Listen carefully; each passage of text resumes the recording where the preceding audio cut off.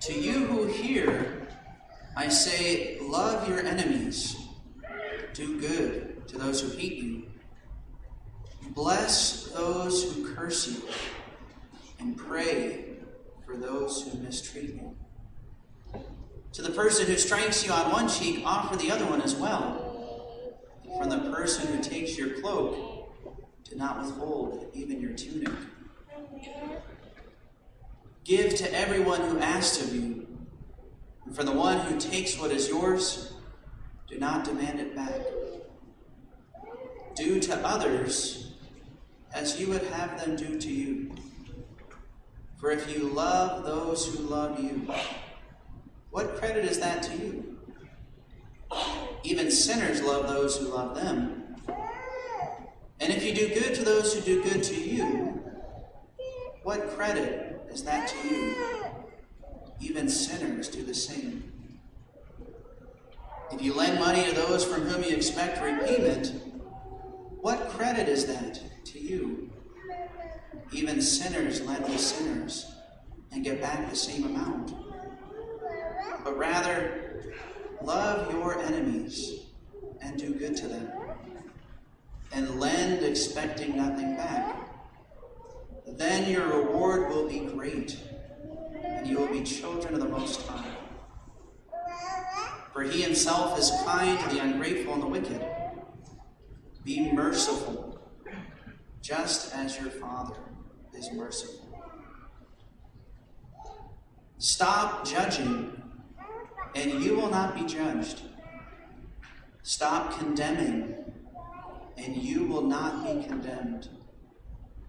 Forgive, and you will be forgiven. Give, and gifts will be given to you. A good measure, packed together, shaken down and overflowing, will be poured into your lap. For the measure with which you measure will in return be measured out to you. The Gospel of the Lord. Praise to you, Lord Jesus Christ.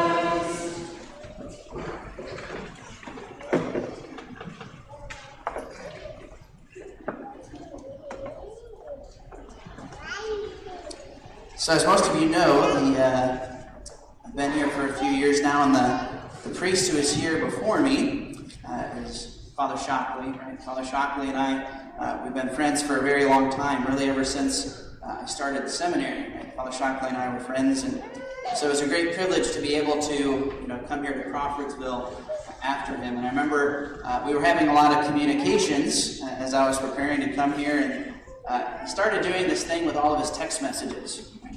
When I would, I'd ask him something, and he would give me the answer, and then he would close the message by calling me a sinner. Some of you might be familiar with this when you've talked to him before. Sometimes he greets people as sinner, right? And of course, the reason why he does that is because whenever somebody hears that, right, they think like, taken aback. And then they remember, oh yeah, that's right, I am a sinner.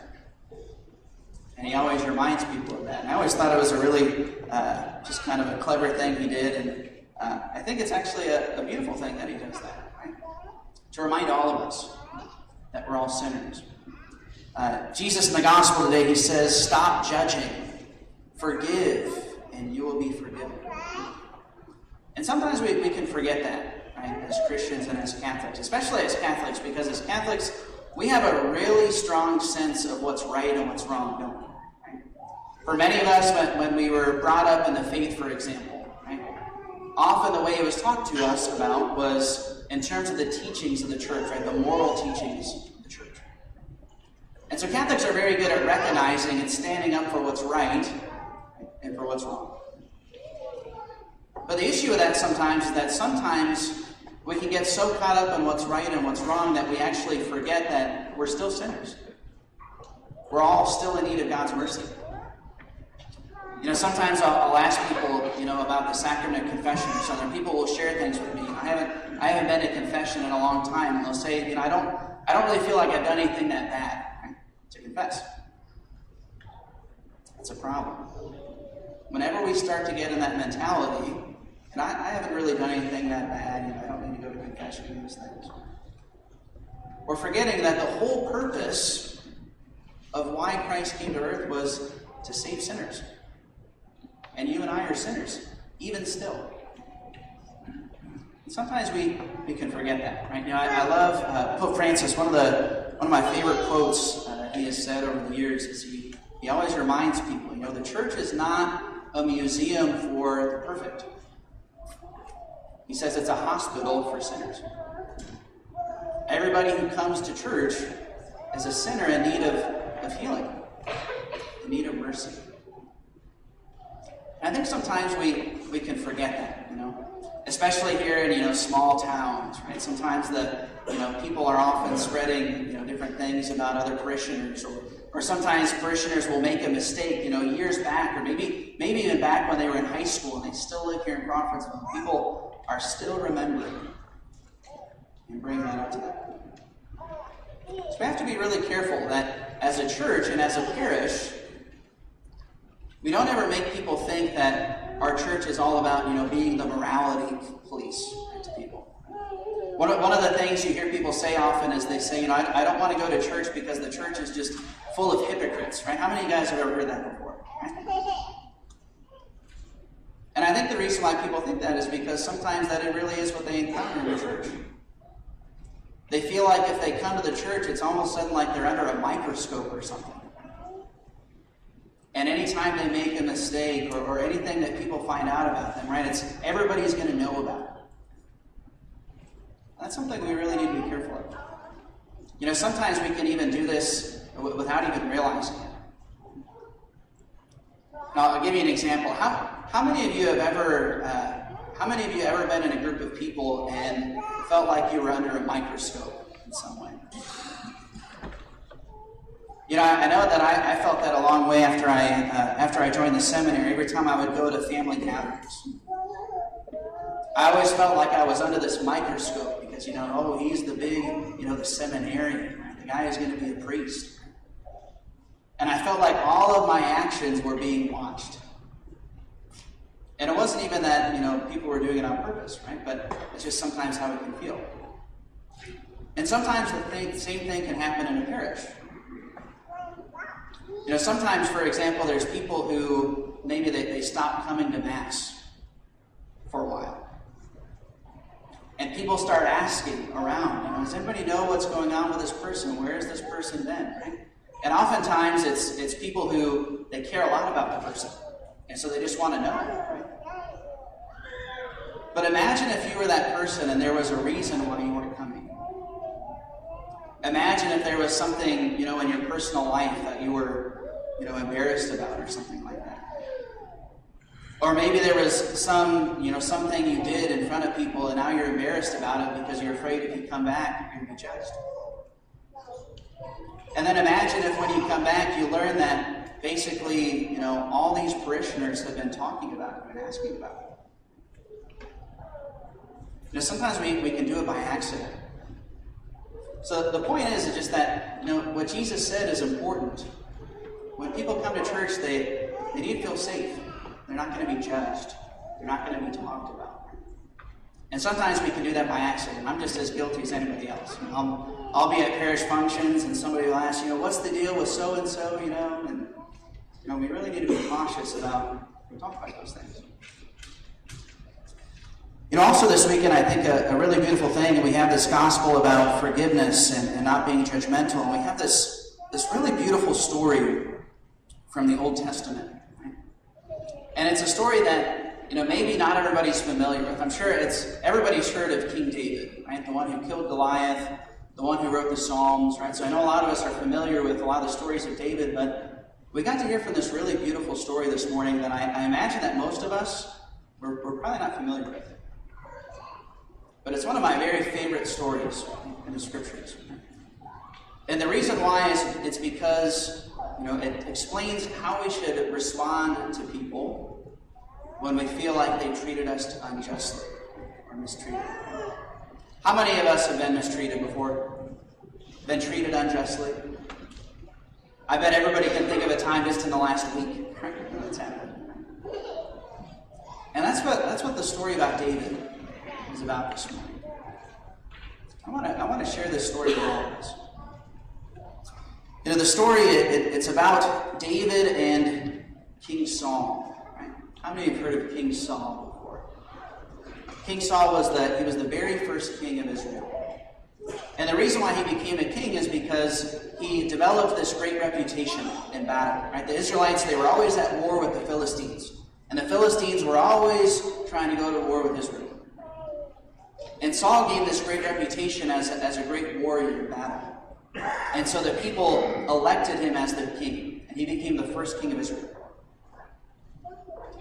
And as time went on, right, during his kingship, there was this young man named David.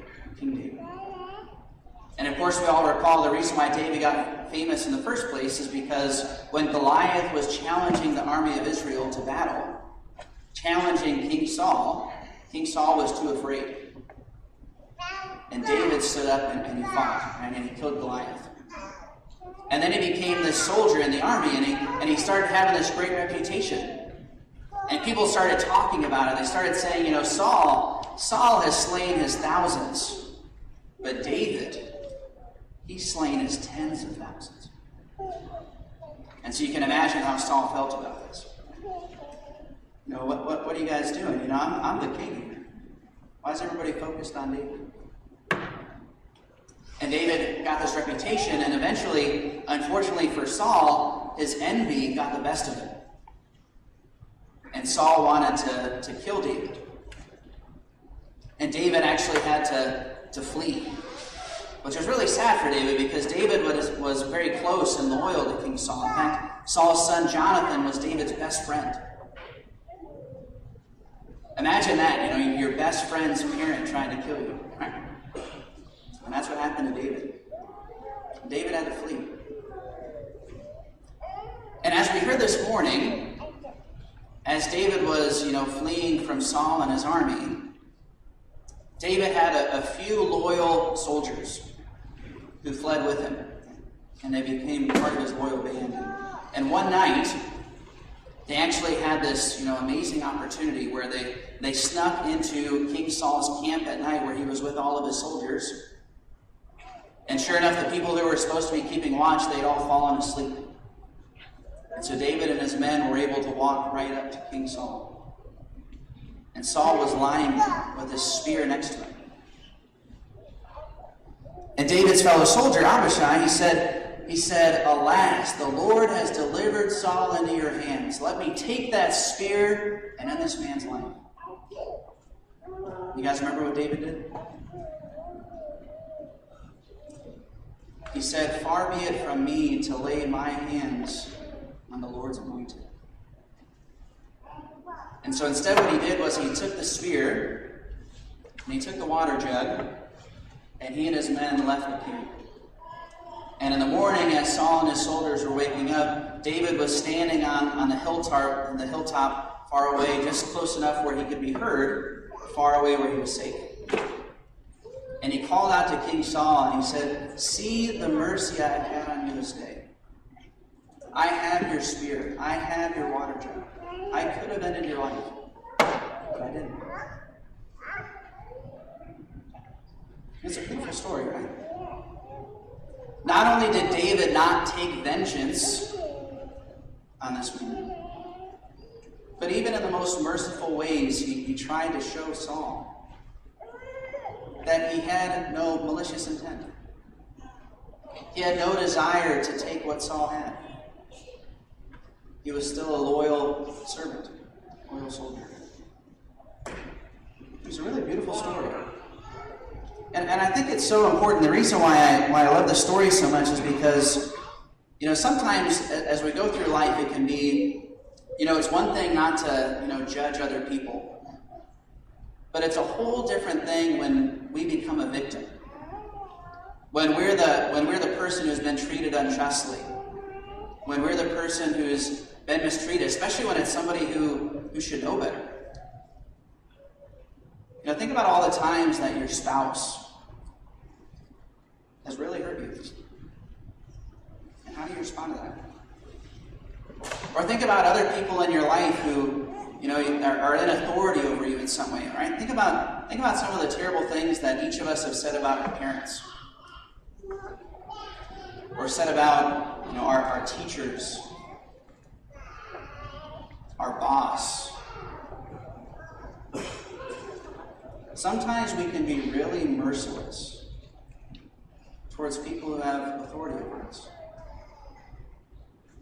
And I think this story reminds us, right, that everybody's a human being. Everybody makes mistakes. And we need to remember how to show mercy, even on those people. That always might be inspired by the example of